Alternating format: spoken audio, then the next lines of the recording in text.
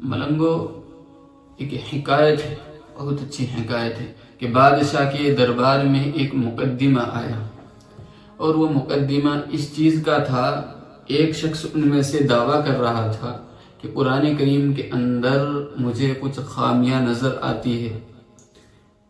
تو جس وقت میں بادشاہ بیٹھا تو بادشاہ نے اس شخص سے یہ فرمایا کہ ہاں بھئی، آپ کو کیا خامی نظر آتی ہے، آپ یہ چیز بتلائیں۔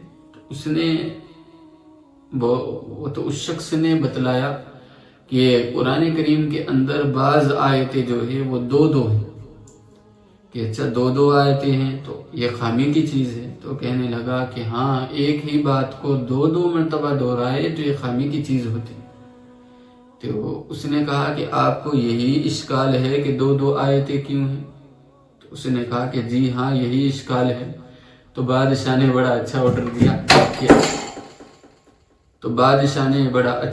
دیا تو بادشاہ کہنے لگا کہ بھائی، آپ کے 2 کان ہیں، ایک کان کٹوا دو۔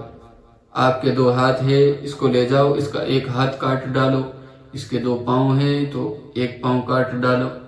تو پھر اس کو جو ہے 2 کی قیمت کا خود بخود احساس ہو جائے گا، اس کو 2 کی قیمت کا جو ہے خود بخود پتہ چل جائے گا۔ تو بھائی، اشکال کرنے سے پہلے جو ہے عقل لگانی چاہیے۔